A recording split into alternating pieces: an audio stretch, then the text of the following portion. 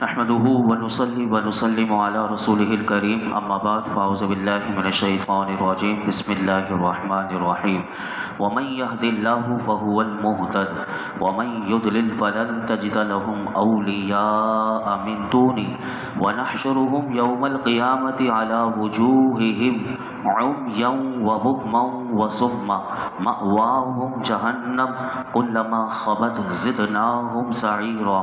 ذلك جزاؤهم بأنهم كفروا بآياتنا وقالوا أئذا كنا عظاما ورفاتا أئنا لمبعوثون خلقا جديدا۔ اور جسے اللہ ہدایت دے تو وہی ہدایت پانے والا ہوتا ہے، اور جنہیں وہ گمراہ کر دے تو تم ہرگز ان کے لیے اس کے سوا کسی کو مددگار نہ پاؤ گے، اور ہم انہیں قیامت کے دن ان کے منہ کے بل اٹھائیں گے اس حال میں کہ وہ اندھے اور گونگے اور بہرے ہوں گے، ان کا ٹھکانہ جہنم ہے، جب کبھی بجھنے لگے گی تو ہم اسے اور بھڑکا دیں گے، یہ ان کی سزا ہے اس سبب سے کہ انہوں نے ہماری آیتوں کا انکار کیا اور کہنے لگے کہ کیا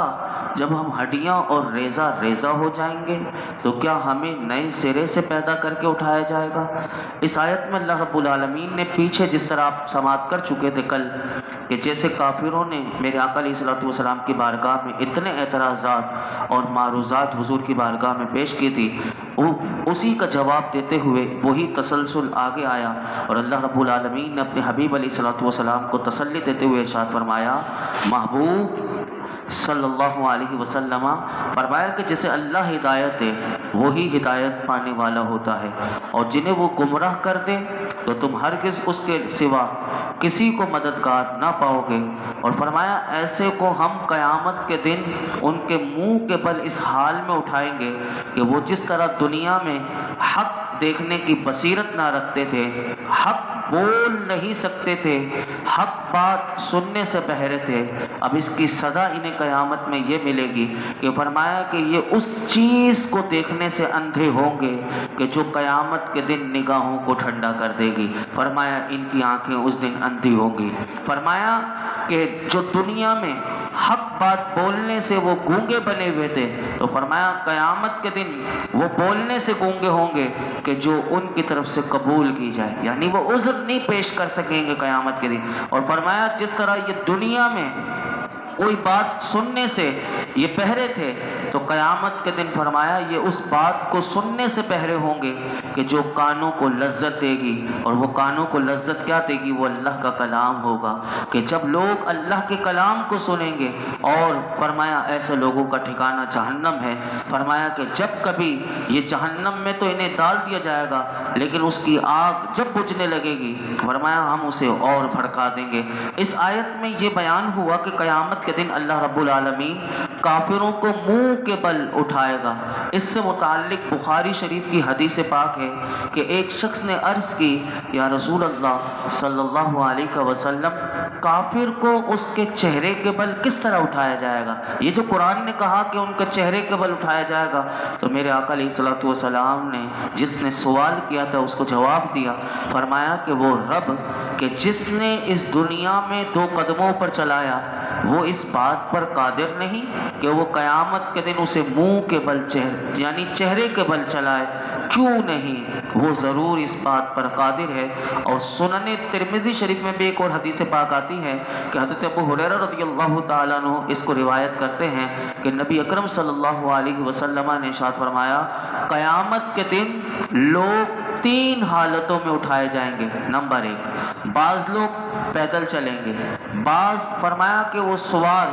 اور تیسرے نمبر پر فرمایا کہ بعض کچھ لوگ چہروں کے بل چلیں گے۔ تو حضور کی بارگاہ میں سوال کیا گیا کہ یا رسول اللہ چہروں کے بل کیسے چلیں گے؟ تو میرے آقا علیہ الصلوۃ والسلام نے فرمایا کہ جس رب نے انہیں قدموں پر چلایا وہی انہیں منہ کے بل چلانے پر قادر ہے۔ سن لو،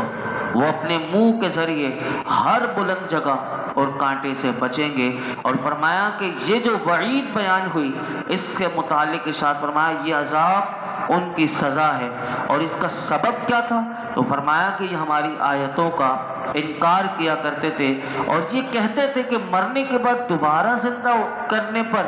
یعنی کون اٹھائے گا؟ اس کا انکار کیا کرتے تھے، اور یہ اپنی زبانوں سے یہ کہتے تھے کہ جب ہم مر جائیں گے ہماری تو ہڈیاں ہو جائیں گی اور ریزہ ریزہ چور چور ہو جائیں گی، تو کیا ہمیں نئے سرے سے دوبارہ زندہ کر کے اٹھایا جائے گا؟ پھر اللہ رب العالمین نے انہیں اور جواب دیا اگلی آیت میں، فرمایا اولم یرو ان اللہ الذی خلق السماوات والارض قادر علی ان یخلق مثلهم وجعل لهم اجلا لا ریب فیہ فابى الظالمون الا کفورا۔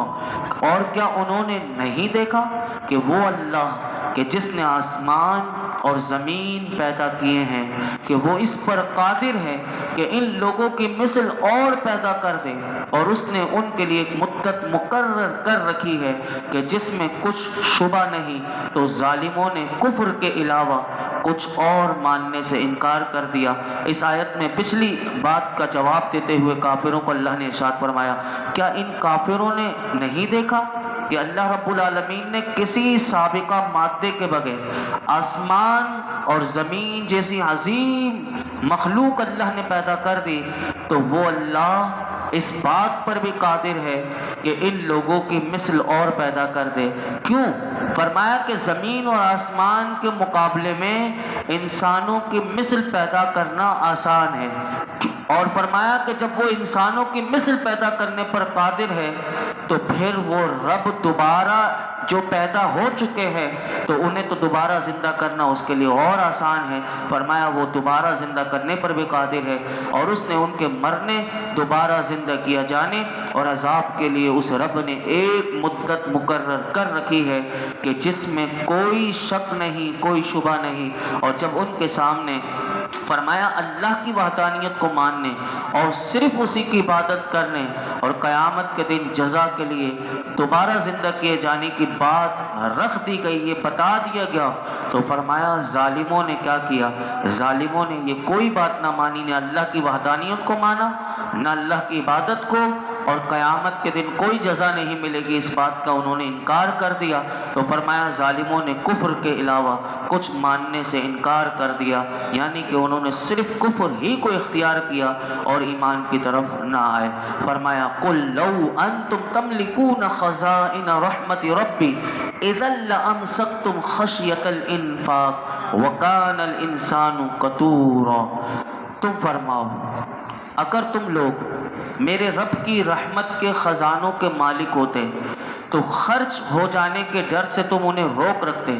اور آدمی بڑا کنجوس ہے۔ آیت نمبر 19 میں کافروں نے، جیسے کل میں نے آپ کے سامنے رکھا تھا کہ میرے آقا علیہ الصلوۃ والسلام سے کہا تھا کہ آپ اس شہر کے سارے پہاڑ کو ہٹا دیجئے اور یہاں نہریں جاری کر دیجئے، اس کا جواب دیتے ہوئے اس آیت میں اللہ نے ان کافروں کو جواب دیا۔ فرمایا کہ ان کا جو مطالبہ گزرا کہ ان کے شہر میں نہریں اور چشمے جاری کر دی جائیں، اس کی وجہ کیا تھی؟ قرآن کہتا ہے ان کی اس کی وجہ یہ تھی کہ وہ چاہتے تھے کہ وہ زمین صاف ہو جائے تو ان کا مال جو ہے وہ بڑھ جائے اور ان کی معیشت بہتر ہو جائے۔ تو اس آیت میں اللہ رب العالمین نے ان کافروں کو جواب دیا کہ محبوب آپ ان سے فرمائیں کہ اگر تم لوگ میرے رب کی رحمت کے خزانوں کے مالک ہوتے نا، اگر تمہیں رب تمہیں ہی مالک بنا دیتا خزانوں کے، تو فرمایا کہ تم اپنے بخل اور کنجوسی پر قائم رہتے اور تم تو میرے رب کے خزانوں کو روک کر رکھ لیتے، یعنی کبھی خرچ بھی نہ کرتے۔ تو اس آیت سے علماء نے یہ نکالا، یہ بات لکھی کہ لوگوں کے خرچ کرنے کا اللہ نے بیان کیا اس آیت میں، یعنی تمام کی فطرت کو اللہ نے بیان کیا۔ اللہ رب العالمین نے اس پوری مخلوق پر کتنا خرچ فرمایا ہے اور وہ کتنا خرچ کر رہا ہے اور قیامت تک وہ کتنا خرچ فرمائے گا، اس سے متعلق علماء نے ایک حدیث پاک لکھی، سنیے کہ حضرت ابو ہریرہ رضی اللہ تعالی عنہ سے روایت ہے کہ نبی اکرم صلی اللہ علیہ وسلم نے ارشاد فرمایا کہ اللہ رب العالمین کا دست کرم بھرا ہوا ہے اور شب روز کا خرچ کرنا اسے کوئی کم نہیں کرتا۔ تم ذرا غور تو کرو، میرے آقا فرماتے ہیں کہ جب سے اللہ نے آسمان و زمین کو بنایا ہے تب سے لے کر اس نے کتنا خرچ فرمایا ہے، فرمایا تو لیکن جو کچھ اس کے دست قدرت میں ہے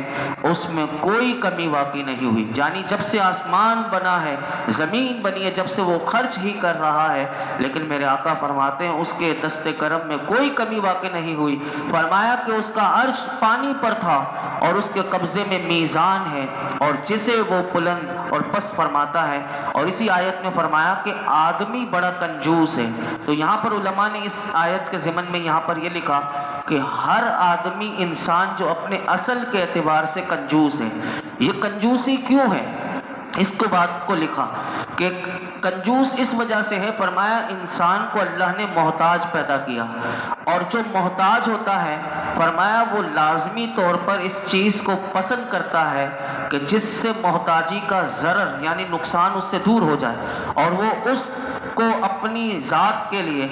اسی لیے وہ اس چیز کو اپنی ذات کے لیے روک لیتا ہے۔ یعنی آپ دیکھ لیجئے کہ ہر کسی کے پاس مال و دولت ہوتی ہے لیکن ڈر لگا رہتا ہے کہ کل میرے ساتھ کیا ہوگا، اسی لیے ہر آدمی اپنے لیے بچا لیتا ہے۔ تو یہ سخاوت کیسے کرتا ہے؟ پھر یہ سخاوت کہاں سے آتی ہے؟ اس کا بھی جواب علماء نے دیا۔ اپنے اصل کے اعتبار سے تو وہ کنجوس ہے، تو لیکن یہ سخاوت کیسے کر لیتا ہے؟ تو فرمایا دو وجہ سے۔ یہ سخاوت جو کر لیتا ہے، دے دیتا ہے، تو فرمایا اس میں پہلی وجہ یہ ہے کہ اس میں سے کچھ ایسے ہوتے ہیں کہ جنہیں اپنی تعریف پسند ہوتی ہے، تو تعریف ان کی ہوگی اس لیے وہ دے دیتے ہیں، کہ کہیں ان کی واہ واہ ہونے والی ہوتی ہے، ریاکاری کا شبہ ہوتا ہے تو وہ دے دیتے ہیں۔ اور دوسرا وہ فرمایا کہ جسے اجر و ثواب اللہ سے ملنے والا ہوتا ہے، یعنی وہ یہ جب اس نے قرآن و حدیث کا مطالعہ کیا ہوا ہوتا ہے یا سنا ہوا ہوتا ہے تو وہ اللہ کی راہ میں دیتا اس نیت سے ہے کہ مجھے اس پر اللہ اور دے گا، مجھے اس پر ثواب بھی دے گا، اجر بھی دے گا، تو پھر وہ دے دیتا ہے۔ لیکن اس آیت سے یہ ثابت ہوا کہ انسان اپنے اصل کے اعتبار سے بڑا کنجوس ہے۔ اب یہ کنجوسی نکلے گی کب؟ کہ جب وہ اللہ کی بارگاہ میں دینے کا اس کا یقین ہو، توکل ہو، تو پھر وہ دیتا ہے۔ یا پھر وہ ریاکاری پر اگر آ جائے تو پھر اس کو اپنی واہ واہ کے چکر میں یا اپنے خاندان میں عزت کے یا اپنی بیٹیوں کی بیٹوں کی شادی میں، جیسے ہم دیکھتے ہیں کہ جیسے کہ فضول خرچی لوگ کتنی کر دیتے ہیں، لاکھوں روپیہ بلا وجہ جس کا کوئی مقصد نہیں ہوتا، صرف خاندان میں ایک واہ واہ ہو جائے، اور وہی کھانا جو 2 ڈش کے ذریعے بھی ہو سکتا ہے لیکن کئی لاکھ روپے لگا کر، اور اسی طرح ان غریبوں کا آج خون ہو رہا ہے کہ انسان اپنے صرف واہ واہ کے چکر میں کئی گھرانوں کی شادیاں جو رکی ہوئی ہیں، جو غریب لوگ ہیں وہ نہیں کر پاتے۔ یہ صرف اس میں یہی وجہ ہوتی ہے کہ صرف اپنی شہرت کے لیے۔ تو یہ 2 باتیں ہمیں آج پتہ چلی کہ انسان اپنے اصل کے اعتبار سے بڑا کنجوس ہے، لیکن وہ کنجوسی اس کی جب نکل سکتی ہے کہ جب وہ اللہ کی راہ میں دینے کا اس کا جذبہ ہو، اور جن کو یہ مل جاتا ہے تو آپ دیکھ لیجئے ان کا ہاتھ بھی کیسے کھل جاتا ہے، پھر وہ دے رہے ہوتے ہیں، پھر اللہ بھی انہیں بھر بھر کے دے رہا ہوتا ہے۔ اللہ رب العالمین ہمیں اپنی ذات پر کامل یقین اور بھروسہ عطا فرمائے۔ الحمدللہ رب العالمین والصلاة والسلام علی